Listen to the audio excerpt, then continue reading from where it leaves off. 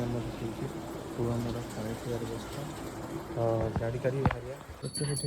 ପୂଜା ହେଉଛି ଆମ ଗାଡ଼ି ଧରିଲି ବର୍ତ୍ତମାନ ଯିବୁ ଟାଇମ୍ ପ୍ରବଳ ହେଲାଣି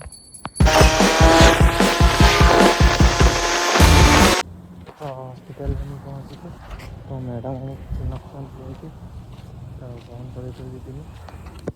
ତାପରେ ଆସୁଛୁ କ'ଣ ହବ ଆଜି ଦେଖିବା ତ ବର୍ତ୍ତମାନ ଦେଖିପାରୁଥିବେ ଡ୍ରେସ୍ ଚେଞ୍ଜ କରିକି ବସିଛି ତ ଆସିଲେ କ'ଣ କେସ୍ରେ ପଚାରିବା ବର୍ତ୍ତମାନ ଓଟିଟା ବା ପୋଷ୍ଟ ଅଫ୍ଟା ଏମିତି କିଛି ତ ଆଜି ଏଣ୍ଡୋସ୍ପାଇନ୍ କେସ୍ କଲେ ଆମେ ଏଟା ରେଡ଼ି କରିଛୁ ଆଉ ସେଠି ଡକ୍ଟର ରେଡ଼ି କରିଛୁ ମେଡ଼ିସିନ୍ ସେମାନେ ଥୋଇଛୁ ତ କେସ୍ ଆରମ୍ଭ ହେଲା ପରେ ହେବ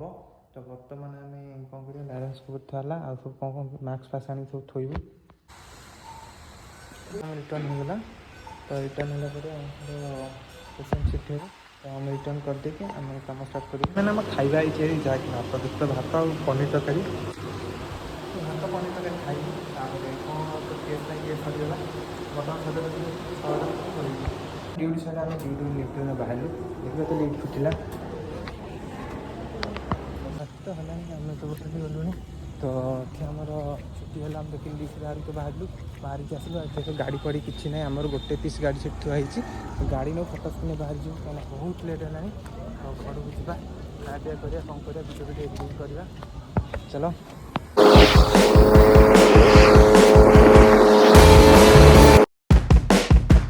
ବର୍ତ୍ତମାନ ବୋଉ ଆମ ଟିଭି ଦେଖିବାକୁ ଲାଗିଛି ତ ମୁଁ ଆସିଲି ଘରକୁ ରେଡ଼ି ହେଇଗଲିଣି ତ କେବେ ଆଉ ଟିକେ କ'ଣ ଖାଇବା ପିଇବା କରିବା ଭିଡ଼ିଓକୁ ଏଡ଼ିଟିଂ କରିବା ଆଉ ଭିଡ଼ିଓ କିଛି କରିବା ଯାହା ଟିକେ କ୍ଲିପ୍ ସବୁ ପକାଇ ଦେଇଛି